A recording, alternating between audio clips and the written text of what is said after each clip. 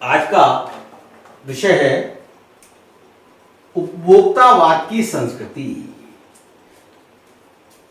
आपकी पाठ्य पुस्तक क्षितिज भाग 1 का तीसरा पाठ है। यह पाठ सिर्फ पढ़ने के लिए है, इसको समझने के लिए है। क्योंकि पाठ्य पुस्तक में है, इसलिए इसको पढ़ना, इसको समझना, इसके उद्देश्य को जानना यह आवश्यक हो जाता है। परीक्षा की दृष्टि से यह पाठ्यपुस्तक सीबीएसई के पाठ्यक्रम में नहीं है, इससे संबंधित प्रश्नोत्तर पाठ्यक्रम में नहीं आएंगे। चूंकि सीबीएसई का निर्देश ये पढ़ने के लिए है, तो इसका पढ़ना एक बार आवश्यक बन जाता है। मैं इस पाठ का एक विश्लेषण आपके सामने प्रस्तुत कर रहा हूं। अपेक्षा करता हूं कि आप अपनी पाठ्य पुस्तक निकाल करके एक बार इस पाठ की रीडिंग अवश्य कर लेंगे। तो पाठ क्या है? उपभोक्तावाद की संस्कृति, जो आजकल चल रही है। लेखक है श्यामाचरण शुक्ल। थोड़ा सा हम लेखक का परिचय जान लेते हैं कि लेखक जो हैं श्यामाचरण शुक्ल, उनका जन्म सन 1922 में हुआ था, मध्य प्रदेश के बुंदेलखंड क्षेत्र में। मध्य प्रदेश के बुंदेलखंड क्षेत्र में इनका जन्म हुआ था। ये डॉक्टरेट उपाधि प्राप्त की थी इन्होंने पीएचडी की डिग्री नागपुर विश्वविद्यालय से प्राप्त की थी। मानव विज्ञान में ये डॉक्टरेट की थी, शोध किया था इन्होंने। इनकी मृत्यु सन 1996 में हुई थी। इनकी जो प्रमुख रचनाएं हैं वो हैं मानव और संस्कृति, परंपरा और इतिहास बोध, संस्कृति तथा शिक्षा, समाज और भविष्य, भारतीय ग्राम, संक्रमण की पीड़ा, विकास का समाजशास्त्र, समय और संस्कृति, ये इनकी प्रमुख रचना है। उपभोक्तावाद की संस्कृति। अब पाठ को लेते हैं हम। ये जो पाठ है द्विवेदी द्वारा लिखा हुआ उपभोक्तावाद की संस्कृति शीर्षक पाठ, इसमें जो लेखक ने बाजार की गिरफ्त में आ रहे समाज की वास्तविकता को प्रस्तुत किया है। विज्ञापनों की चमक दमक से प्रभावित होकर खरीदने वालों पर व्यंग इस पाठ के माध्यम से प्रस्तुत किया है और उन्होंने उनको सचेत भी किया है। आज हम विज्ञापन की चमक दमक में, जैसा हम जानते हैं, विज्ञापन आ जाता है फेयर एंड लवली, गोरेपन की क्रीम, ठीक है, हम लेना शुरू कर देते हैं। आधी आबादी उस प्रोडक्ट को खरीदने लगी, अब आधी और बची हुई है। कैसे हमारा मुनाफा हो, उत्पादक ने सोचा, उन्होंने फेयर एंड हैंडसम नामक क्रीम और लॉन्च कर दी। पुरुषों के लिए फेयर एंड हैंडसम गोरेपन की क्रीम। हम भाग लिए, तुरंत जाकर के शाहरुख खान बनने का प्रयास करते हुए उसको खरीद लाए बाजार में से। जरा भी नहीं सोचा अगर फेयर एंड हैंडसम जैसी कोई गोरेपन की क्रीम होती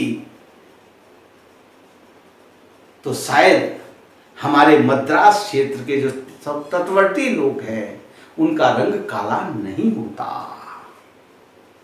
वहां पर इसकी फैक्ट्री होती, वेस्ट इंडीज में इसकी फैक्ट्री होती। ये रंगभेद जो गोरे काले का चला, ये समाप्त हो गया होता, क्योंकि एवरीबडी इज हैंडसम, क्योंकि फेयर एंड हैंडसम क्रीम, सभी हैंडसम गोरे हो चुके थे। गोरे हैंडसम मतलब गोरेपन की क्रीम साफ लिखा हुआ होता है। केस किंग, बाल उगाने का तेल।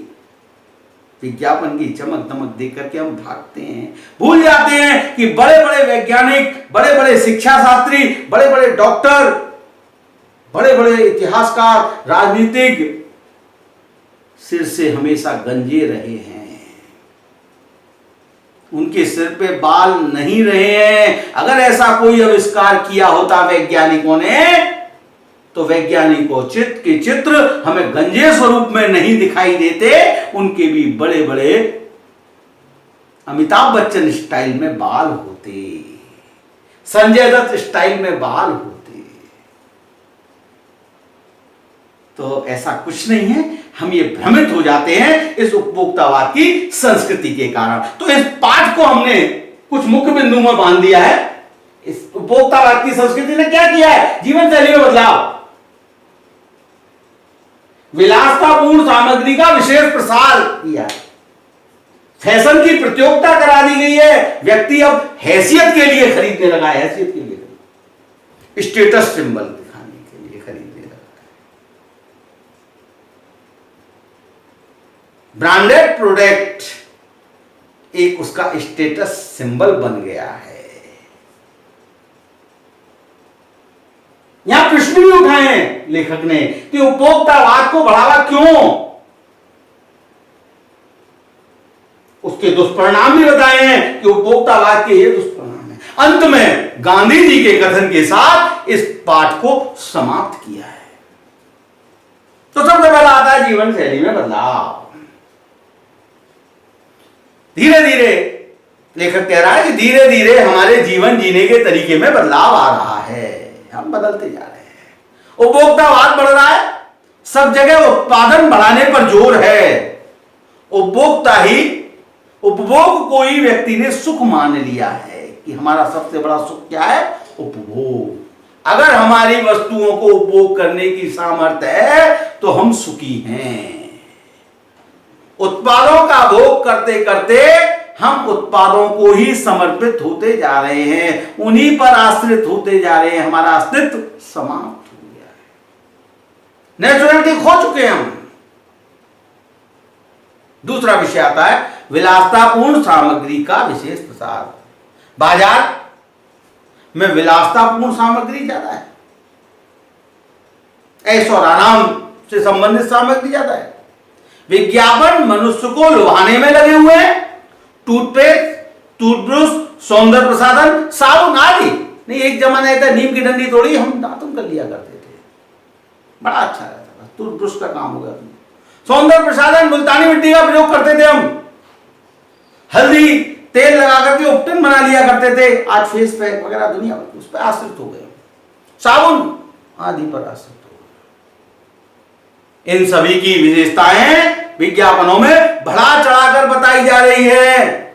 प्रत्येक विज्ञापन नए तरीके से अपने अपने ग्राहकों को आकर्षित करता है। तीसरा आता है फैशन की प्रतियोगिता। आज फैशन का दौर है। सौंदर्य प्रतियोगिता, सौंदर्य प्रसाधनों की प्रतियोगिता ने उच्च वर्ग की महिलाओं की ड्रेसिंग टेबल पर 30 से 40 हजार रुपए तक की सौंदर्य सामग्री एकत्रित कर दी है। उच्च वर्ग की महिलाओं के ड्रेसिंग टेबल में 30 से 40 हजार रुपए तक की सौंदर्य सामग्री इकट्ठी होती है। आज पुरुष भी इसके दौड़ में पीछे नहीं हैं। वे भी अब साबुन तेल के आगे बढ़ के after shave lotion, foam, shaving cream, पहले साबुन से दाढ़ी बना लेते थे, अब तो शेविंग क्रीम चाहिए, और शेविंग क्रीम के अलावा भी अब तो स्प्रे वाला फोम चाहिए। उसके बाद दाढ़ी बनी तो आफ्टर शेव लोशन, पहले सरसों का तेल लगाया चला लिया, एंटीसेप्टिक था, आज आफ्टर शेव लोशन चाहिए। ये लगाने लगे हम, कॉलोन लगाने लगे हैं। स्थान स्थान पर नए डिजाइन के कपड़े बेचने वाले ब्यूटी खुल गए हैं, तरह तरह की डिजाइनों। घड़ी में भी एक से एक अलग डिजाइन और फैशन दिखाई देती है। लोग लाख लाख, 1.5 लाख, 2-2 लाख की घड़ियां खरीदते हैं। उद्देश्य वही है, समय बताना। 20 रुपए की घड़ी भी वही समय बताती है, लाख 1.5 लाख रुपए की घड़ी भी वही समय बताती है, पर स्टेटस सिंबल, फैशन। अगला आता है हैसियत के लिए खरीद। आज लोग जरूरत के लिए नहीं खरीदते, जरूरत की अपेक्षा आज प्रतिष्ठा के लिए व्यक्ति वस्तु खरीदते हैं। एक टीवी से काम चल जाता है, हर कमरे में टीवी चाहिए। म्यूजिकल सिस्टम हो, कंप्यूटर हो, लोग इन्हें बड़े शान से खरीदते हैं। खाने के लिए 5 स्टार होटल, 5 सितारा होटल, स्टेटस सिंबल है। इलाज के लिए 5 सितारा हॉस्पिटल, अस्पताल। बच्चों की शिक्षा के लिए 5 सितारा पब्लिक स्कूल। यहां तक कि लोग पैसे के बल पर अंतिम संस्कार की भी शानदार व्यवस्था कर देते हैं। कुछ नहीं करना तुम्हारे लिए जगह बुक, जगह बुक है, वहां अपने आप अंतिम संस्कार हो जाएगा। आप चाहेंगे आपके उसके परिचित या आपके जो स्नेहीजन है उनके चारों तरफ फूल का बगीचा लग जाए, फूल का बगीचा लग जाएगा। म्यूजिक सिस्टम बनना है, म्यूजिक बज जाएगा वहां, जैसा म्यूजिक चाहेंगे आप बजता रहे। जितने दिन चाहेंगे उतने दिन फैशन, हैसियत के लिए जिसकी जितनी हैसियत, बड़ी बड़ी समाधियों पर इस तरह की। भाई अब प्रश्न करता है कि इन सब चीजों के लिए उपभोक्तावाद को बढ़ावा क्यों दे रहे हैं भाई? आज उपभोक्ता का विस्तार जो है वो सामंती संस्कृति के कारण हो रहा है। ये जो हमारी सामंती संस्कृति है उसके कारण बड़ा होने की हो, अपने आप को समाज में बड़ा दिखाने की हो। ये सामंती आज भी भारत में है, ऐसा नहीं सामंतवाद समाप्त हो गया है, आज भी भारत में कि दूसरे रूप में, केवल सामंतों के रूप बदल गए हैं। हमारी सांस्कृतिक पहचान, परंपराएं, आस्थाएं ये धीरे धीरे लुप्त होती जा रही हैं, समाप्त होती जा रही है। हम पश्चिमी संस्कृति का अनुकरण कर रहे हैं, उसके पीछे दौड़ते जा रहे हैं, भागते जा रहे हैं। अपने को प्रतिष्ठित बनाने के लिए हम आधुनिकता का छल कर रहे हैं। जितने ज्यादा आधुनिक उतने ज्यादा प्रतिष्ठित, ये हमारे मन में भाव आ गया है। हमारी संस्कृति की पकड़ ढीली होती जा रही है। हम पथभ्रष्ट होकर के हम किसी और के द्वारा निर्देशित हो रहे हैं। आज हमें कोई और निर्देशित कर रहा है। देखिए आज जब भी कोई युद्ध आता है तो पाबंदी लगा दीजिए, चीन पे पाबंदी लगा दीजिए, क्योंकि हम ज्यादातर काम चीन के प्रोडक्ट से कर रहे हैं। मोबाइल चीन का, जूम ऐप चीन का, तो हम उनके द्वारा निर्देशित हो रहे हैं। विज्ञापन और प्रचार प्रसार की जो शक्तियां हैं वो हमें संबोधित कर रही है, सम्मोहित कर रही है, अपनी ओर आकर्षित कर रही है। इसके क्या दुष्परिणाम हो सकते हैं? ये जो उपभोक्तावाद चल रहा है इसका दुष्परिणाम लेखक ने स्पष्ट किया है। उपभोक्तावादी संस्कृति के कारण हमारे सीमित संसाधनों का अपव्यय हो रहा है, सामाजिक संबंधों में दूरी आ रही है, जीवन स्तर का अंतर अशांति की ओर बढ़ रहा है, हमारी सांस्कृतिक पहचान खत्म होती जा रही है, विकास का उद्देश्य समाप्त हो रहा है, मर्यादाएं टूट रही हैं और व्यक्ति का जीवन केंद्रित हो चला है सिर्फ एक सीमित दायरे तक। मैं, मेरा बच्चा, मैं। हम भोग की लालसाएं, हमारे अंदर भोग की लालसाएं आसमान छूती जा रही है, भोग विलास में लिप्त होती चली जा रही है। अंत में गांधी जी ने कहा है, हम सब ओर से स्वस्थ सांस्कृतिक प्रभाव को अवश्य स्वीकार करें। सर्वे सबका सत्कार करना, सबको स्वीकार करना हमारी संस्कृति है।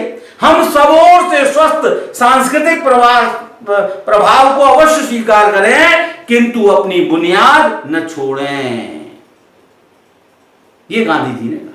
उपभोक्तावादी संस्कृति हमारी इसी नींव को चुनौती दे रही है। ये जो उपभोक्तावादी संस्कृति है हमारी इस नींव को, जो हमारी नींव है, कि हमारी जो बुनियाद है, हमारी जो जड़ है, हमारी जो सांस्कृतिक विरासत है, हम उस सांस्कृतिक विरासत को छोड़ते जा रहे हैं। दूसरे की संस्कृति अपनाएं, अच्छी बात है, उसको अपनाएं, अपनाना चाहिए, परंतु अपने आप को अपनी जड़ से अलग नहीं करना चाहिए। हमें अपने धरातल पर, अपने जड़ से, अपने गांवों से, अपने माता पिता, परिवार परिजन, इनसे हमेशा जुड़े रहना चाहिए। उपभोक्तावादी संस्कृति के कारण